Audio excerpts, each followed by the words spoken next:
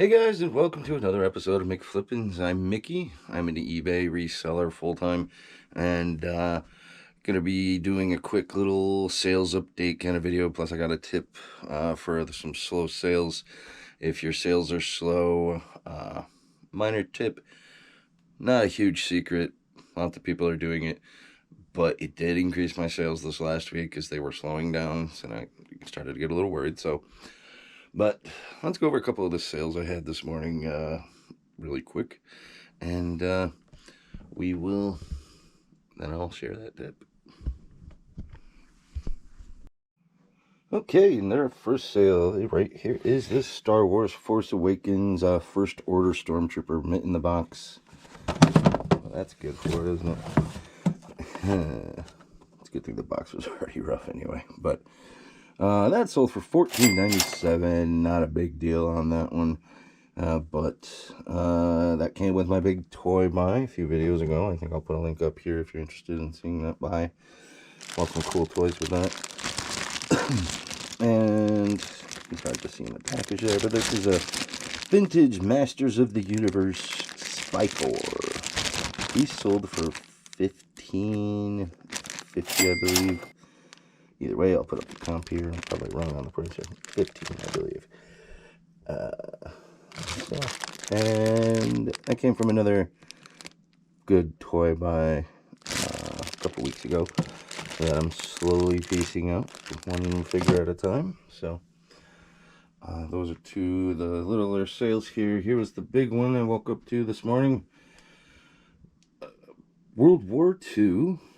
This is a U.S. khaki dress shirt, but it's unique because obviously this PW here, that stands for prisoner of war. And what this is actually pretty neat piece, because I've looked at lots of uniforms and I've seen one recently, one other one in person, and it was at the Gettysburg show. It wasn't for sale though. He had a really nice one that had a tag with the prisoner's name on it, which was really cool. But I couldn't get it. He had already sold it, which, story of my life. But I did get this one at SOS. And, but the reason it's a U.S. shirt, and we would give these to our prisoners once, because when they came over here from wherever they came from, whether it be Germany or Japan or wherever they were fighting, they would generally come in their uniforms, and that would be the only uniform they had for their duration of imprisonment. So we would eventually have to supply them with uniforms, and this is one of them. I cannot say for certain whether this was used by a Japanese or a German or even whoever else we fought, or Italian perhaps. But which is kind of cool is we had a prisoner of war camp here in Elmira in the Civil War and World War II. We had a camp in Elmira that housed Confederate prisoners as well as German prisoners in World War II. Not the same camp, but in the same kind of vicinity of the city, or same city anyway. But so all they would do is just take old ratty American uniforms that were no longer usable to us, which is usually what that X means, if I'm not mistaken. We would mark our stuff with that X once it was deemed unserviceable. And then we would issue it to prisoners. We'd paint these PWs all over them, crudely. PW, obviously standing for prisoner of war. And that sold for $150, free shipping. I paid $75, so I'm doing okay on it. Too bad I didn't know where it was from. I probably could have got a little more, but it's going to Great Britain, so that's kind of neat. The guy was very interested, and he blew up my messages on eBay with questions, and just I think I sold it to him just to shut him up. Just kidding, especially if you're a viewer. But yeah, that's a really neat piece of history right there. Again, I've only seen two in person. I've seen many pictures, I've seen the pictures of the prisoners, and, I've seen other ones for sale online, but To have the chance to own one was pretty cool for a little while anyway. So, but yeah. So there was the 3 sales for today. So not a lot of sales going out, but that's a pretty good start because it's still pretty early in the morning.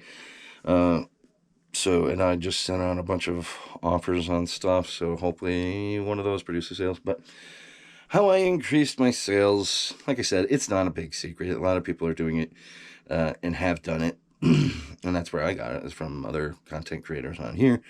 Going through your listings, ending them, delisting them once they get stale. I've been doing this a little more frequently now, maybe once a month, instead of letting them roll over like they would.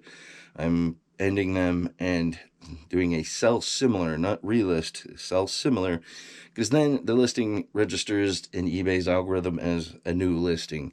So it makes it fresh, and it's going to kind of shuffle it back up to the top a little bit.